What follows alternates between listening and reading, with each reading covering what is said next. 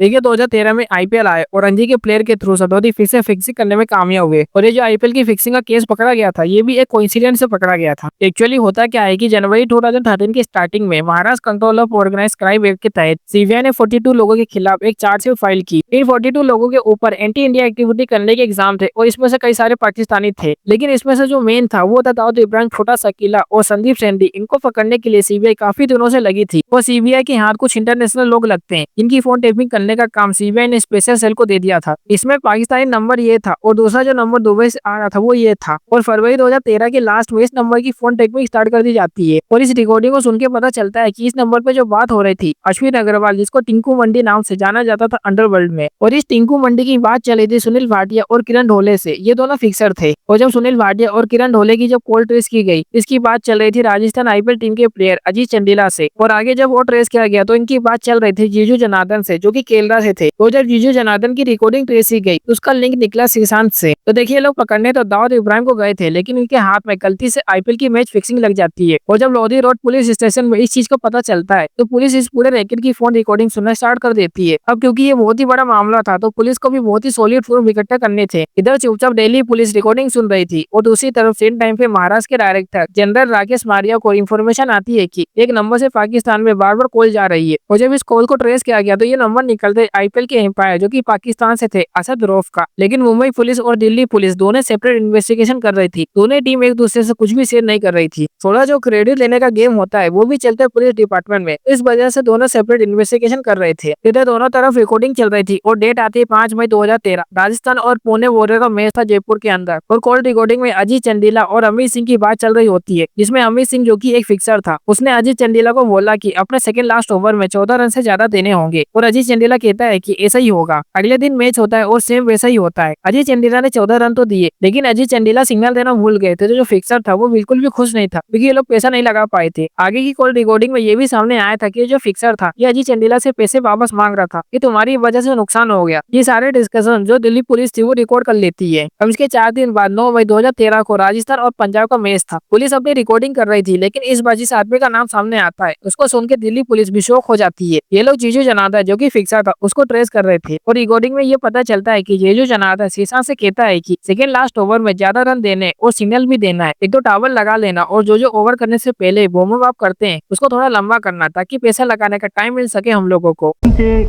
जो फ्रंट पर रहने वाला एक शख्स जो अरेस्ट हुआ है जीजू नाम का आदमी है, उसकी और एक बुकी है, इनके आपस का कन्वर्सेशन है जिसमें ये डिसाइड हो रहा है श्रीशांत अपने स्पेल के दूसरे ओवर में 14 रन या 14 से ज्यादा देगा। दिल्ली पुलिस ये सारी चीजें रिकॉर्ड कर लेती है और अगले दिन मैच में बिल्कुल वैसा ही होता है, लेकिन अजीत चंडीला लास्ट टाइम की तरह गलती नहीं करते हैं। पहले वो प्रॉपर 2 बार टी शर्ट को उठा के सिग्नल देते हैं, उसके बाद रन देते हैं। भाई इंडिकेशन क्या दोगे? जिसपे अजीत चंडीला ने बताया कि भाई ओवर शुरू करने से पहले अपनी दोनों टी शर्ट ऊपर उठाऊंगा और उसके बाद फिर नीचे करूंगा और फिर मैं ऊपर की ओर देखकर अपना ओवर शुरू करूंगा। इसके बाद 15 मई को वानखेड़े स्टेडियम में मुंबई और राजस्थान के मैच में फिर से जो सिग्नल अंकित चौहान को देना था वो दिया जाता है। अपने सेकंड लास्ट ओवर में जो रन सेट हुए होते हैं वो दिए जाते हैं। अब यहाँ से पुलिस के पास काफी सबूत इकट्ठा हो जाते हैं और पुलिस डिसाइड करती है कि अब इनको पकड़ा जाए। 15 मई को जैसे ही मैच खत्म हुआ उसके बाद पुलिस की काफी बड़ी टीम एक साथ दिल्ली और मुंबई में रेड मारना स्टार्ट कर देती है। एक टीम जितने भी क्रिकेटर थे जैसे श्रीशांत, अजीत, अंकित इनको पकड़ने निकलती है और दूसरी टीम जितने भी सटोई थे इनको पकड़ने निकलती है। 15 मई की रात को श्रीशांत मुंबई के होटल कॉन्टिनेंटल में थे और जब पुलिस उस होटल में पहुंच के श्रीशांत के रूम में जाती है तो वहाँ पे श्रीशांत के साथ फिक्सर जीजू जनार्दन भी थे और 2 लड़कियां भी थी। इनके रूम में 72,000 केस मिलता है। डेटा कार्ड इंग्लिश और मलयालम में श्रीशांत के हाथों से लिखी हुई एक डायरी भी मिलती है। अब यहाँ से पुलिस इनको उठा के होटल ट्राइडेंट जहाँ पे राजस्थान की पूरी टीम रुकी हुई थी वहाँ ले जाती है और उस पर्टिकुलर टाइम पे मॉर्निंग के 5 बज रहे थे। पुलिस वहाँ पे जाके राजस्थान रॉयल की टीम के सीईओ रघु अय्यर को वारंट वगैरह दिखा के बताती है कि श्रीशांत को हमने अरेस्ट किया है और वो गाड़ी में अजीत और अंकित को हमको और अरेस्ट करना है, फिक्सर से रिलेटेड कुछ क्वेश्चन पूछने हैं। उसके बाद पुलिस रूम में रेड मार के दोनों को अरेस्ट कर ले जाती है। इसके बाद राजस्थान टीम के कैप्टन, कोच, सीईओ,